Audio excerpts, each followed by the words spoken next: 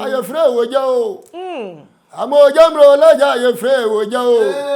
Mojamro laja aye frɛ woja o. Mojamro laja aye frɛ woja o. Mojamro di fo Nkansah Nyankopɔn. Na Odiifo Nkansah ne apostolim ne makeon. Umkuhia samakesi se di pamiensa. Okay. Hono mkobo mpaya edan mu bigafiri so ye dai. Ebae. Wow. Na enumu no na makeon kwati esi apostolim ekwati esi. Odiifo Nkansah so beti African Faith. Okay. Na makeon so beti Pentecost. Owo Brimpon Royal Kente Palace and Services and American for the amount. Kanena ni abrani atim pentenkwa. Obi a wo bedi hine obi a wo kwa ye wo Brimpon bi wo kwa Brimpon ye. Cha chao kente papa bi edwuna sa edwinsi dwune so ene agudie empempran ma toma wodro ahoniebodombe wo bag a yede gi aware donu a yebo na so dem mu nananom kepo a wo mudi wo no nsa wan papa bi enchansi ni nkonwa a yekɔ haye na yede ekoye yayefro anase ye wedding ohima wo fa ho a ware da no ama ho ayefe ahosiesie ni nyina wo ye ohina yesiesie oba be waro ba ye be fawo yesiesie ho amo afa ho seteten na wo de akɔ enu nti entwani nhwe ba bia eye yie na wokɔ na dress si fom na dwam ne ehu se wo hene ene wo bayi ohima na atie si fom a wo ba dia ene eye owo Abrempon Royal Kente Palace and Services ya wo Santa se runabout wa eno ena me kan fo ma wo asantema ajaboso Ghana ajaboso ba bia wo bia mesro number na gu screen ni no fa na ni nkita wo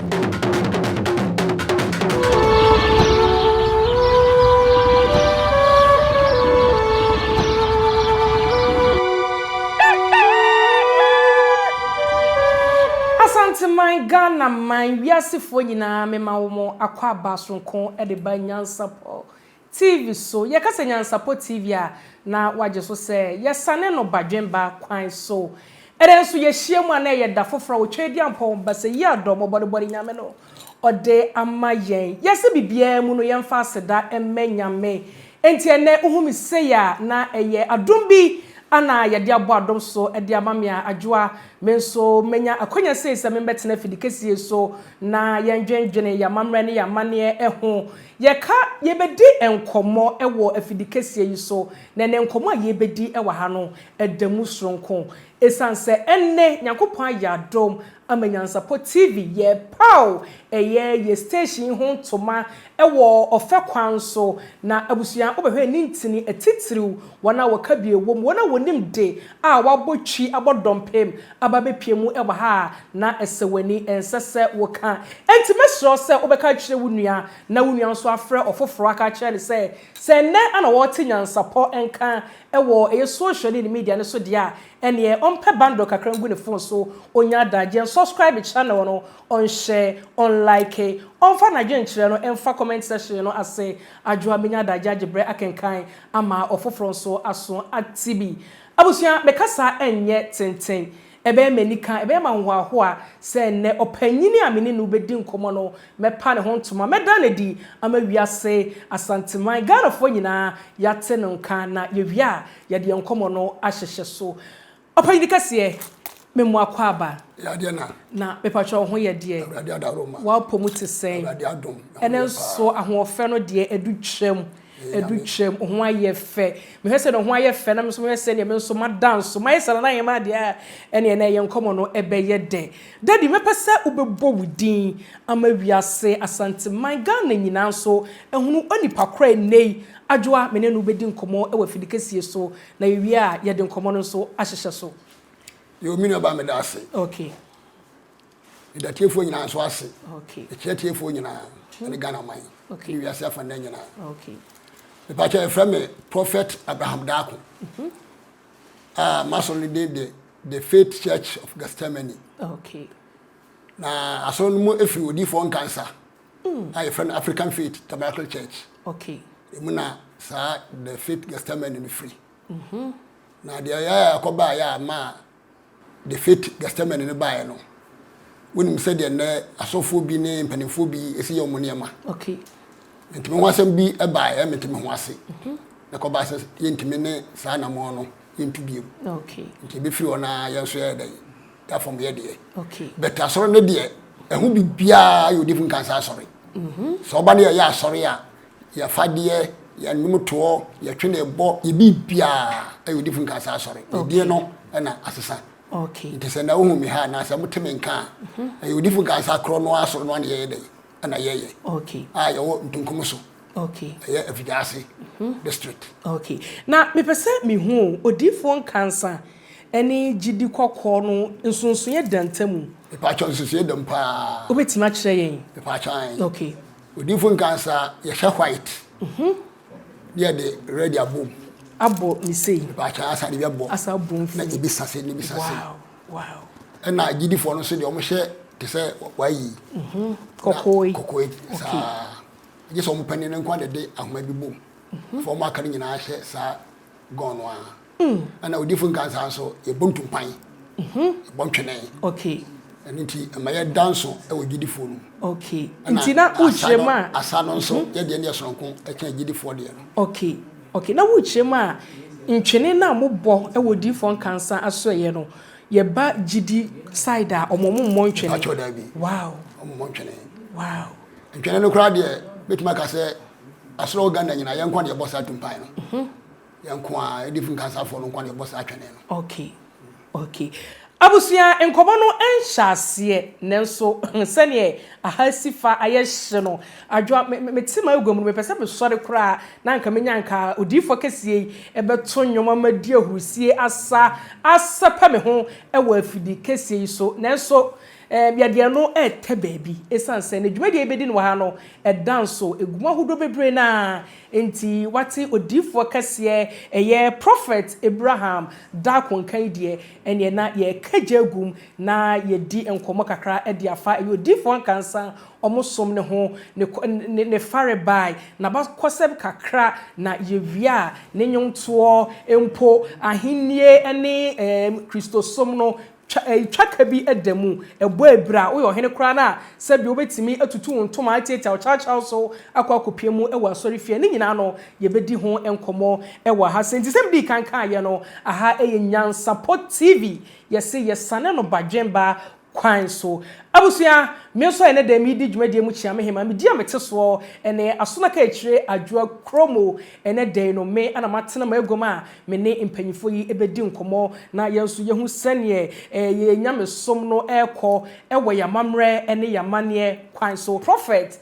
Abraham da konka no menim se aha ayehye so obepie mu ewo studio ha na hu se sane hasifa ayehye eja echiato enika ewa ha sei na ye nyina ye krado sei ye betie enyompa a dead ye fie papa yi nchen no abusuya esewani ensesa woka ye se uye bibi na wamfa nyame di anhyase a ade no se bi obewie echire no na akwa bibi ewo ho enti nyame di fo ha yi na waye krado na yenso ye krado yi de ene mepese ode nyontia bi ebeto form ede ama ye ramu ewo Odiifo Nkansah na kache ene ye kwa bibire mu ankasa ye kotie nyom ne ye wia enkomo a etwa se ye di ewo afidikasie so no ye bedi na won so wanya like wanya nsem bi e di ama ho ye mbonwe mu ewo dedi akache na ye ne no entu nyum yi daddy ma bie kwan na ma ho fa nyom tie bi to ayesusume na ya bramu wonyame ne sunsume aya bramu ayesusume na ya bramu wonyame ne sunsume aya bramu sunsume na ya bramu sunsume na ya bramu asunsume na ya bramu wonyame sunsume na ya bramu sewuni mwa enyeye onyame sewuni mwa aya enyeye sewuni mwa enyeye tetinyame sewuni mwa aya enyeye eti sunsum na ya bramo sunsum na ya bramo asunsume na ya bramo onyame sunsume na ya bramo ayefre woja o amojamro laja ayefre woja o Mojamlo laja yefre wojo. Mojamlo laja yefre wojo. Mojamlo di Nkansah nyakopne. Mojamlo laja yefre wojo. Mojamlo laja yefre wojo. Mojamlo laja yefre wojo. Mojamlo. Osebramo. Osebramo. Bramo nyami sunsume. Bramo. Aye bramo.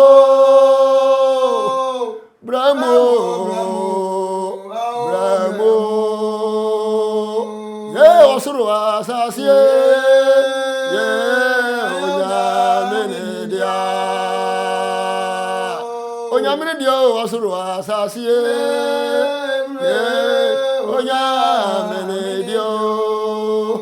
Osuru asasiye. Ye onyamene dia. Onyamene dia osuru asasiye.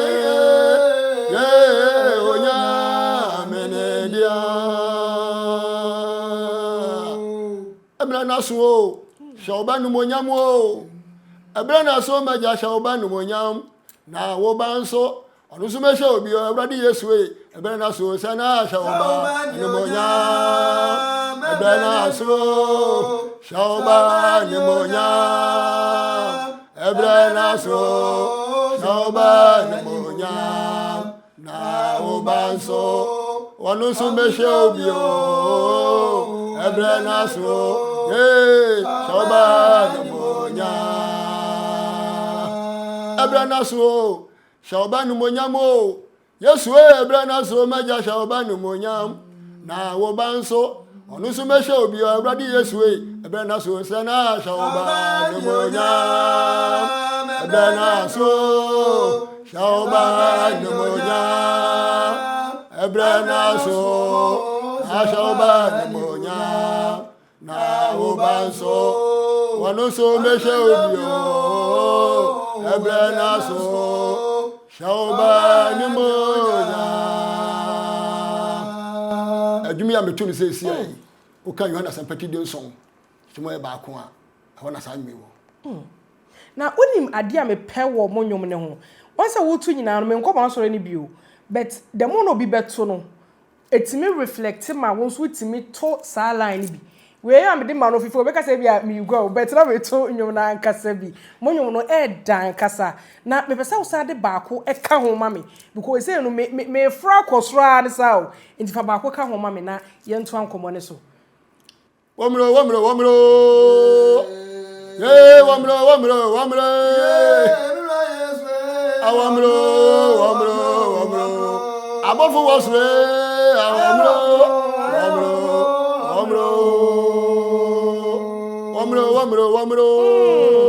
ye wamro ye awamro onyame abofu awamro osi jimiso abofo pempe wasro wa me fra wa jimiso abofo wasro me fra wa jimiso abamia wasro me fra wa jimiso aminya mia wasro me fra wa jimiso Ajimiso minya mi awo sra me fra wa ajimiso no paya Ajimiso aminya mi awo sra me fra wa ajimiso aminya mi awo sra me fra wa ajimiso aminya mi awo sra me fra wa ajimiso Yeah, prana betuo. Sana beka bon sam bebre. Yeah, prana betuo beka bon sam bebre. Prana betuo. Beka bon sam bebre. Prana betuo. Beka bon sam bebre. Yeah, prana betuo. Aprana beto be ma bonsan be hwe ase o. Yeah, aprana beto be ka bonsan bebre. Aprana beto abeka bonsan bebre. Yeah, aprana beto abeka bonsan bebre. Asilaje, ilaja. Asilaje, ilaja. Ofre susumra. Ilaje. Ofre susumo. Amojamu. Ofre susumra. Ilaje. Ofre susumo. Amojamu. Adrobian kadem. Odiifo Nkansah ya sorry ya. Adrobian kadem. Adrobian kadem. Odiifo Abraham Nyansapo basoa. Adrobian kadem. Adrobian kadem. Odiifo Nkansah Nyansapo basoa. Adrobian kadem. Adrobian kadem. Hallelujah. Amen. Anybody make us say Nyansapo TV abadia Adrobian kadem but end bit me fan ka. Bit me akapa. Wow. Papa ahayeshio. Ahayenam. Na me pese nka me so me yansakra ye bi. Nyansapo TV abadia Adrobian kadem Adrobian kadem. Me ne enye betenche befa. Papa me sure say san nwuma a watu nwumienu a watu no mo wotire mo pobi ti amode to san nwum no na mesa busa say Odiifo Nkansah nwuma mpempi ne yetse no omuhunu wo da yesumu anase twere kunkun mu anas me pese na ye di nkomo de fa ehu kwan be so na mo fa so enyam nwuma a eye a yetu ibi ba chawo ekwan fa so nyam nwuma no gina afri twere kunkun mu it is to be say me ya so say ya quotation be yi no it me do nyum besa wo twekra de ba wow ti yanyu ni nyina afri twere kunkun nsa me to nyum bi say ebere na so shoba no nyam o kan yo na sympathy do so a tem ba ko a Yesu Kristo na kan sa asem okay and dey ayanyum wow papa ye bedi nkomo ye boremu e won nkomo nim asori bia e won abakosem ne fare bai enti mebusa se Odiifo Nkansah mabakosem tiawa ehemfa ne yenye Odiifo Nkansah friye na hwan ne nam ne so e baaye empobre ben ne baaye na timupo ben ne taachira mutu din se Odiifo Nkansah yo me maame ye din kam da wase e bede tiefo nyina so ase okay ani ahwefo nyina okay Odiifo Nkansah aso deeper the African Faith Tabernacle Church okay e bibrem entamadan di asori okay na papa ne ti asoro no 1916 na 1919 o register okay January 1919 okay na Odiifo Nkansah ne apostle anim ne makeon umkohia samankese se di pamiensa okay hono mko mpa ya edan mu bi jafiri so ye dai e bai wow na enum no na makeon kwete CAC apostle anim kwete CAC Odiifo Nkansah so beti African Faith okay na makeon so beti Pentecost na Odiifo Nkansah ne se obey na so no abibirim okay enti no dey sa African Faith ne ye dai e bai enti enye Ghana ha se nkoan Odiifo Nkansah wo mpacho da bi African country ni nyina bebre Cote d'Ivoire Nigeria Liberia Niger ni nyina Odiifo Nkansah na sorry ekopie ho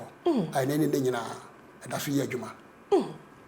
eni mitie de wo kana eni na European countries ni de Odiifo Nkansah ni ho mpacho da bi afa ne pese mo de ko ho bi ko inshallah ebefa because onu kra tia se na obofro ba se nkom be fara ko that wa makwan adentia won we say onipa bia otesa no sa obofro nya na be de so be jara na ba nti papa na anko no so no kire se onyame anka so mfa nkotra bichi mam okay so mfa metra bi brem fa mra bi mai okay Odiifo mamimbusa asemwe wo say ye hye nkomo na se no because say Odiifo Nkansah eni gidi kokko no ensunsun ye dem we ema mabusa say asori no gumu ahodo sen Odiifo Nkansah asori no Odiifo Nkansah asori no ba kope na asese de nti ama enkichemu aba no se Odiifo kwa Nkansah no wuye no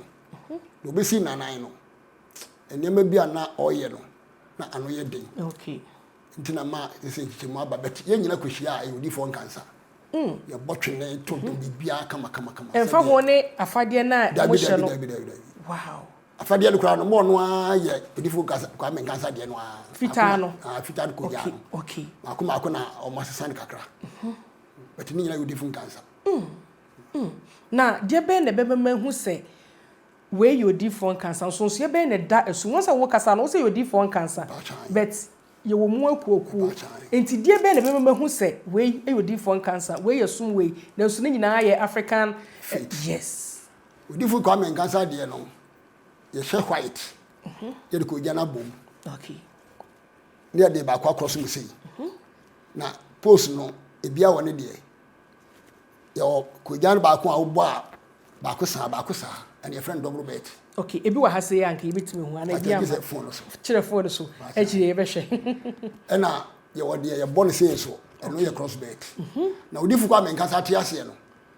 na the cross bet na ye bone ejina ma so foti mawrade didi okay so onyo so for mawrade didi asa cross bet na woni bi ye so for mawrade didi but na die sikanti yeah bibia yes na no tumi bo Odiifo ti bu be hu se asofo no be yadwuma aso Nyankopani a omo aye de won ache to se ebo mama so no de double bet ne ye den e baaye eti en double no obo a ebisa okay na de be me hu se Odiifo kwa Nkansah asofo na ekro no e obi a wo hesa white no na ko gya ne bom na ne nan esi fo mo champaboa okay daddy me pese ye hwe ade bi wo ka mafade ebi hye fufuo ebi hye kokko no ye de double bet bom ye de bi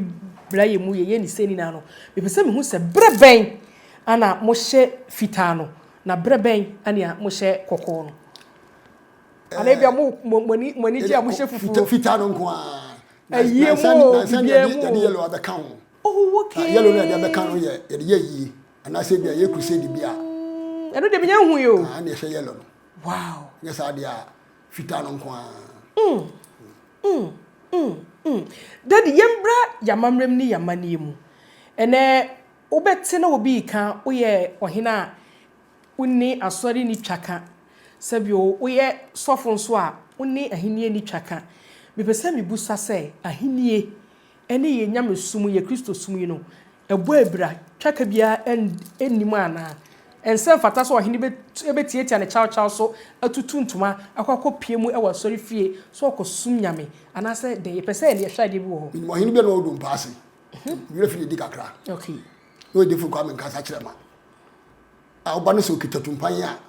kitale chacha mu a onukura de oba wo wura mpa bogu ekwana no na oba no kitatumpan a say yes eti Odiifo kwa Nkansah so de ayahemfo asori eti atunyu bi say ahemfo asori a ahemfo asori a Odiifo Nkansah ya asora ahemfo asori a ahemfo asori ahemfo asori Odiifo Nkansah ya asora ahemfo asori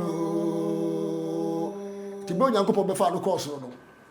obo na hinche ana nya sam ketewa Odiifo kwa Nkansah asori ne de ahemfo asori okay enti otunu ba ko bi kwa say Tio ahini muntie nyame asa Odiifo Nkansah ya asra asa na muntie nyame asa mo tio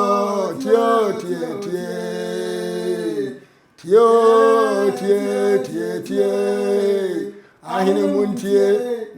nyame asa Odiifo Nkansah ya asra amuntie nyame asa mo Tibra yese Odiifo kwa Nkansah bantunkum so 1965 no o da so be hwe kromo henensa okay temo a otumfo poku a tosu tosu mi ase odi nkan do ko yansa na santin no we bebe Odiifo kwa Nkansah ba ne ncha oprempa assembly hall bi ko bi na nyasam ketwa it Odiifo kwa Nkansah Sunday ayahemfo sorry okay ti owura so no ma ye bofo ntonfo mu nyina wow bumping as ye kagu wa ha bo say yes sunsu mu ye adwuma na mamembu se sa hene no eba ehse otutu ntuma se de dade wotutu ntuma no anase obehye mafade no fufuo no de ade ye bubom aba betena soro wa na mpacho da bi obefa na fade etete ni chacha mu e de aba eno na bemi hunu se odanso yes wow na asaba mpese mi busa no emu ye midu but pese mi busa impempi no na mabonten na wote Odiifo Nkansah nyom sene wo si ntwene so sene wo bro ntwene mu edi ahusi a bebe na ka se omoso na kame akoye se ena dia sha ha inza be say manu ye midu no eya moti sa 7 na mo fa ne say oh mama akoma tie hwe bi so mama sani me nyina ko wie Solomon okay o Solomon yo hini bi onyankopon hira no papa it will kind with different Ezekiel. A tell you no more to mo yidu ba ko a. E bro nyankopon bo Adam no. No this antwene ne ye dey. E man so fanyina ye. Na Solomon na man ko di abusum fie. Okay. Anything na ma Odiifo kwa Nkansah so ye se obeme nipa hunu se. Twene ne nya komfo dia. Ya body show nyankopon no nyam. E media. Okay. The madam so fa show nyankopon no nyam. Ntina ma won se bontum pan. E bompinti bofon from. Ewo aso dem no. Na moti say yes like mo ye bi say akoma ya enhamo oh mama wonchi obi twitwa nani so dabi because o kaseti am so dabi so on tiase no oka ade bia so obi tiase no yesa oben no ana ono ben no akirikiri mu amna tiase eti en haya kura enhamo haya kura wow na asori nyom no egu mu ahodo sen brebe na moto particular song say the mutu ye ene me kura me kai omo se nyum bi Father who art in heaven ye ene agidifo ene nya momo de we den ka me wi agidifo nyum de amawo de ya tu se si ye ebra ye bia ye bebo mpae okay ye to akodum ye fra akodum de Joshua de ko ko a okay de din kunyum no okay ba kodum sa na ya bo mpae and to be so say ye pikia akodum tumi ba okay na fe de halaf na ya na boost na ya de esiso obetima to akodum no kakra ama me minim sa wato but me de me pese wato kakra ma me hwa ade ayafra wa bro onyami sunsume yafra wa bro ayafra wa bro nyami sunsuma ayafra wa bro ayafra wa bro ayafra wa bro ayafra wa bro ayafra wa bro yo nyamie awoyo nyamie within na your boss na awoyo nyamie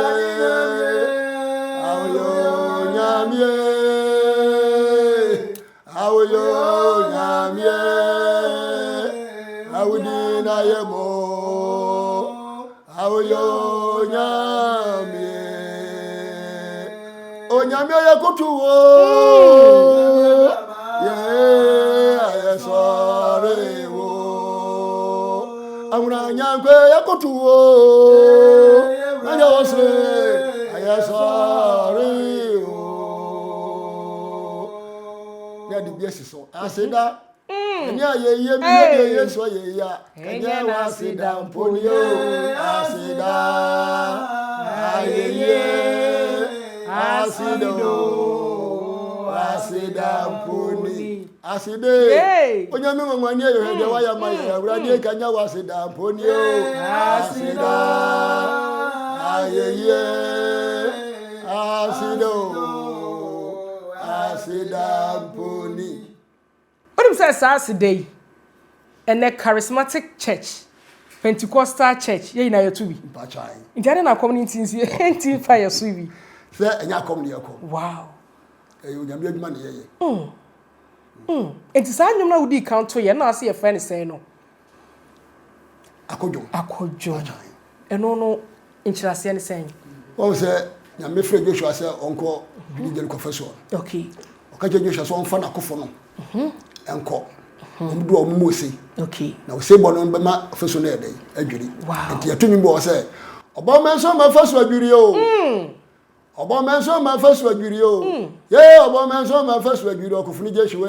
obo menso ma feso adwiri asofo obo menso ma feso adwiri obo menso ma feso adwiri obo menso ma feso adwiri obo menso ma feso adwiri daddy FNC enti say akodwom ni efiri ho a enwum bembiem ane no so ho omomo dawro ye omomo adume onyami dawro omomo dawro omomo amasa wontie omomo amasa wontie omomo amasa wontie omomo ama Joshua omomo amasa wontie omomo amasa wontie Odiifo Nkansah omomo amasa wontie omomo amasa wontie omomo radio say omomo amasa wontie omomo amasa wontie omomo Odiifo Nkansah omomo amasa wontie omomo amasa wontie omomo amasa wontie wow Odiifo Nkansah nyuma edo ya tonwum na tim hu se ahoden sunsum wom eka akoma ema akoma toyem ohaw ne adwendwene bi da so a mama akoma tomiyam Yesu mama akoma tomiyam wama ni frani ahunade boni na wonta de picha befie wama awrade wama akoma tomiyam Yesu wama akoma tomiyam ye adise mojano ye adise mojano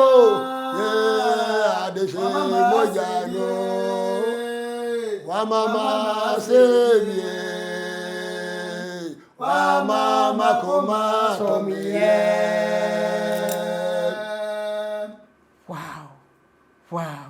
wow abusia mi hu asaba men ka biem ho like ma hu se bibi ewrem wa ha sei makoma tom yem Odiifo Nkansah ye ina enche ye bedani ani ahwe ho because me hwese ne honkonkon na sane wa ha na Nyansapo TV ye beduru achi na daddy saa nwum enso ka kodwom nwum ne ho Bachele butu sesi de o tu sesi anu ye botum pan ye de botum pan enti na me busa se enwum no gu ahodo sen na breben ana omoto no enti kodwom no kwa na mo wo ana se ofoforo nso wo ho a eno nso moto eno nso din wo ho a ye de ma no eno de meto ye ya me na me bo me nsem eno ye friend high life ene wo Bruce enso ano so ye de botum pan sa ane wo reggae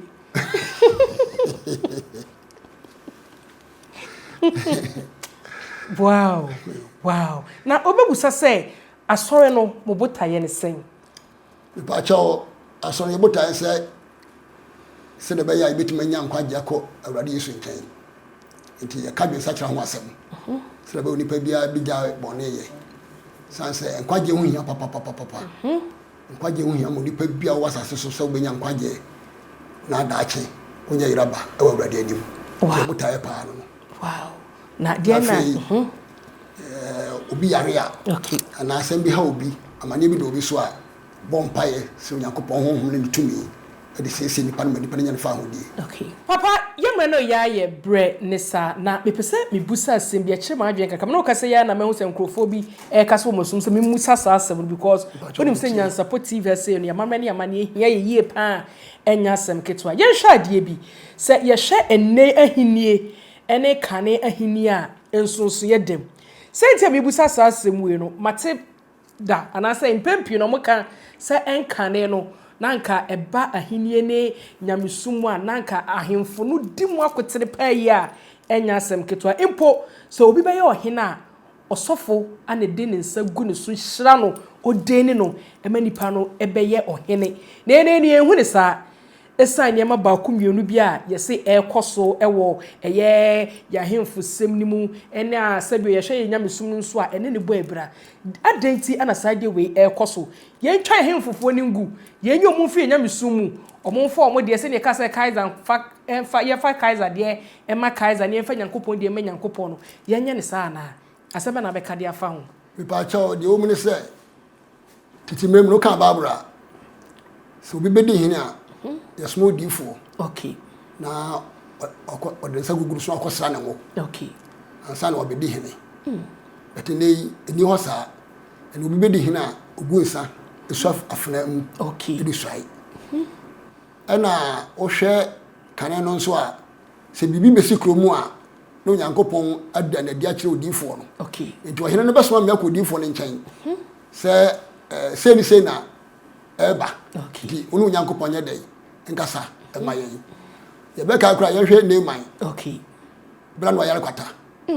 o hene no chiro letter koma Odiifo no odika de koma akro no mu hene se osman na kola na ba no onye de osa na yare ma okay to hene no je ka to kenka ya no eno ye dai osunsu anatadim sai o pasam na o de ahye no no oni tumi bi obetima ya dai asa yare okay na Odiifo Elisha ahu dada nti osman me yakofa papa ne ye dai e bae okay ti be obedu ne nje ka chan se ogodware Yordan so mprenso ne kwata ne nyina beko ti kane ne de ne nyankopon ne ahemfoni Odiifo na ye dai na wo ho but ne de ntesa ene se oyin bi kure bodwa ansa na osofo be bam no akonfo di kan ba be kom ansa na etwitwa osofo nyan ne nantwie wie ye egu nsa no enso ye wo mu no kane ahin ni esie no ene na ahin ni esie no asesa na ye ni kwan bi e be fa so ama yasan akoye tete no biem na nka ye nyina ya baako ma me o kan Odiifo Jeremia tinsia yibudu nsia no a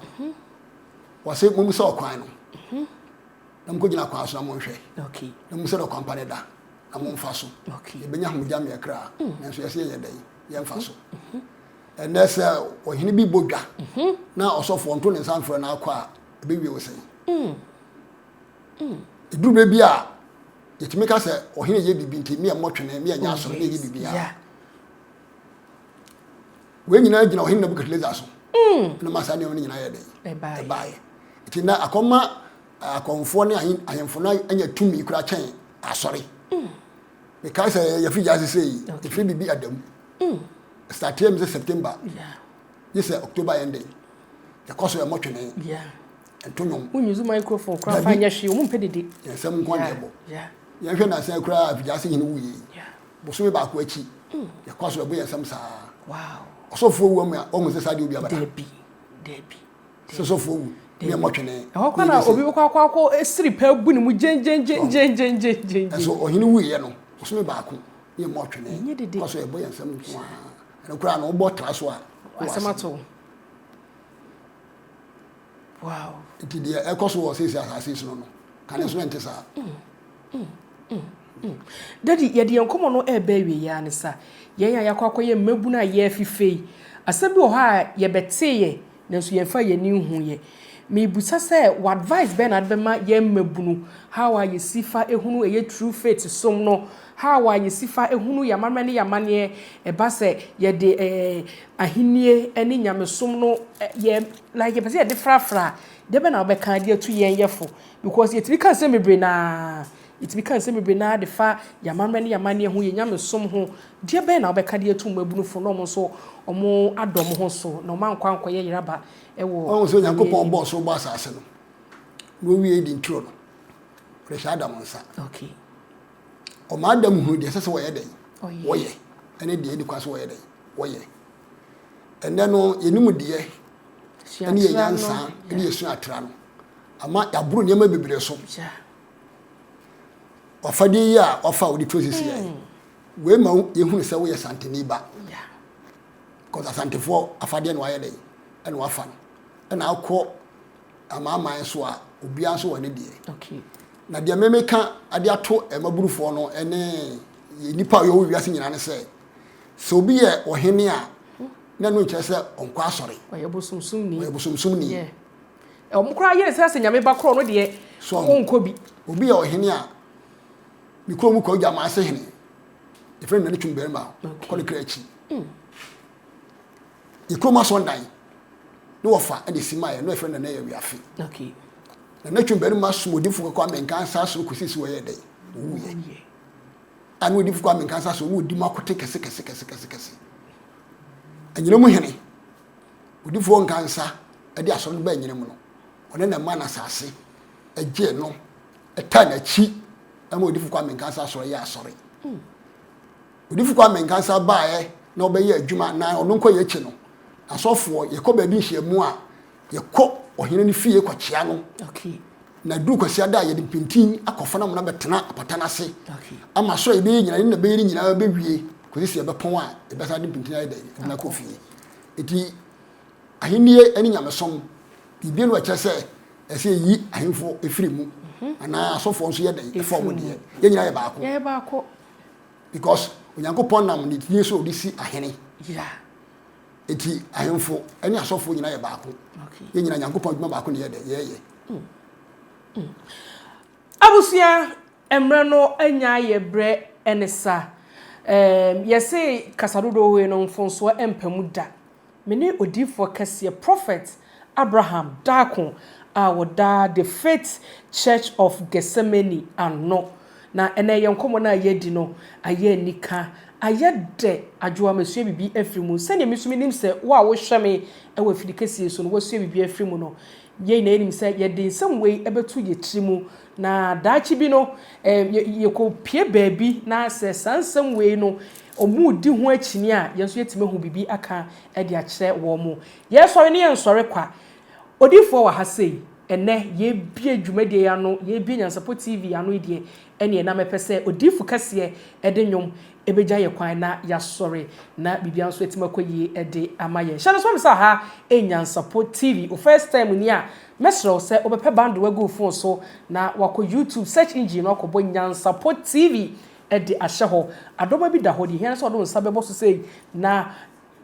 wa subscribe channel no e de amame sanso na wo subscribe wi a enye pesemi nkumnya ka kire wo nua no no so nka nche ofoforo se Nyansapo TV aba na eba amamre ne amane a down so a sei ana wonsa ebeka no ejo no so enhye ma ofoforo no fa adwenkyere no ento ase ma yen adwoa bekenkan ama ofoforo so aso atibi omebusa se adwoa ho aye fe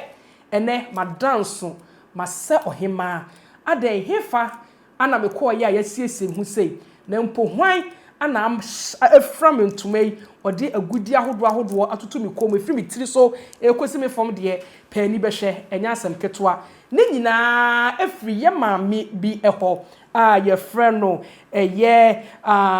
owo abrempon Royal Kente Palace and Services owo abrempon Royal Kente Palace and Services ye maami eye event planner eba amamre ne amane asiesie dia ye mami odamufua na bada ye ne do wo de mani panti no ye mami no bepiemu ewo kumase a wagi baabia obi beka se sent no agi baabia se uwo fie uwo dwaso uwo montene so baabia uwo bia wo hweme se wo pekente papa efra se wo ye bema se wo ye obadia ene enfo wani nkyire baabia fo wani ekire owo abrempon Royal Kente Palace our Santase runabout opposite a Gulf War Station no any beton gas ana edi and it's like web opposite pepepe the hian say obefa ye mami the location ya make e was Santase runabout opposite the Gulf War Station so free a Santase ewramu e wo sofolan a owo nsa benkum so na afi sofolan ewramu e wo Santase a owo nsa nifa so se oye wedding oye naming ceremony oye engagement oye yie sebio ukuna wejaw oyire wejaw na ebredru so se wo hyehye niema e ma niema ne ye doso e ye pampe dia ene enfo woni nkyire baabia ko owo abrempon Royal Kente Palace and Services omo ebete ne te omo betwa ne yopo enfonso emma ho sanso ana wo ye babunu na Nyankopon aye adom de adom abo adom so wenya wo kanchema bi wo dofo bi na wo pese sebio ukofie ko hu abusua mpanyifo ema yetimi agye awade papa bi edema wo de na wo hyehye niema no wasokra te wotimu say yes niema na ikasa de a ene owo abrempon Royal Kente Palace ewo ho se obeboa ama waware no aso twan umpe we na opeden ubetimi afa ne number ewo eye ye fidikesie so me wo number no me pese nka ye de number no ebeto ase ede amaye eye 0247 104581 misisu biem 0247 104581 enya husiesie nkwa na woye se wo pe canopy o pe tent o pe nkonya papa asebio se sofo ba waware asta obegya ware amode ne totena so na sebio wanya nsempa akade ahyem nkran a ene owo abrempon Royal Palace and Services ewo ho se obeboa no mo de niam we nyina ede ama emfa ho ne baabi a wo emfa ho ene baabi a wo ema location enye bury ama ana emasika ne so enye bury ama de hia ne se obefra ye maami owo odo de manipa owo ayemuye etisika na ubetwia no enya like who cheska kuma bio na wa ye adwuma no moho e di ama nti masika enya problem esan say odwini pa ho ti de hianso be fa number na wa frɛ no maame me bow yeso wo Santase opposite Golf West Station sika sai na metwia o se fiska kakra bi bra na menti adwuma ne te emfa emma abusua me de nsɛm nyina esi medicine nyina esi nyame amba da se ne ye hia na so ye so no ye nja mumu kwa ye ntie nyum kakra efefu Odiifo yi ho na ye nsore so ye de ho yansa maja wo so ye de ho sha won so aya de ho sha won so aya de ho sha won so ye de ho sha won so ye de ho sha won so Appiah huna urade maja waso ayede ho hya wonsa onyame soso nkronkron ebere so ye fra wa bro onyame wanwani maja ye kwa ayede ho hya wonsa o ye ho hya wonsa mi ra yesu ye ho hya wonsa o ayede ho hya wonsa urade ayede ho hya wonsa osusme ya dia ho sha wonso maja wasre ya dia ho sha wonso adumo yesu na adumo yesu na adumarako adumo yesu na adumo yesu na adumarako ayadumo shiramio asafo Yehowa onyame shiramio awrade wona we asafo Yehowa shiramio asafo Yehowa shiramio asafo Yehowa shiramio anopeya asafo Yehowa Oba Dieu shiramio wona we asafo Yehowa shiramio asafo Yehowa shiramio asafo Yehowa Ediasmubie jamo Ediasmubie ni ade mamo asmubie abani entrada asumubie abani entrada asumubie bani entrada Odiifo Nkansah asumubie maja abani entrada asumubie abani entrada asumubie abani entrada asumubie abani entrada bradi Yesu asumubie bani entrada Obambofwe Abrade ni yabambofwe onyame ni yabambofwe ade nyina mo onyame ne yeba mbofo yeba mbofo onyame kwani yeba mbofo awrade ne yeba mbofo akwanyina mo onyame ne yeba mbofo. Amen. Amen. Prophet, you better see. Say your friend wono onso one day we chiama I would go say ayoyo wababe piemu e wa se yenim say after this conversation no Nyansapo TV e be shita baby e di ka shita baby a bet e na wadru ha die adru baby a nyame hiramu onkoso na oma wadom nye kese ontere wa hiem de o hwa wabrabom bia no oma wonsa enka dafofo e be sen ye hia better asipa Yes, I don't want to pee. ayofo ya din sem ni nyina AC nyame amba da se na e kura preko enim sebe odwampopo bi esi kro ni mu a wase wadore sra tanyini wantena fie ema aseduamfo blani pie frimantam be hin se pin enye nkwande wa na yesotro no wa ansa na odi asebe fita na no makode ebrensi am wa wotua ne nsem mojabmo ni hu bi duanani wie klaman wo ye sofo kra wonye yie bi tontonte ye no nsa na ye fa Nyansapo abone ntakra na mane yakese na ntakra abone de fanyinam kwatere kwa mada woro mantuma ye fe ni din de sey ni din Obama akola wa no so pese otrimu osuma ense bratam the family ne honhon hia na America sa sebe ka ya twani mu nyame nai ebu afa so enye de ya twani mu twa nyame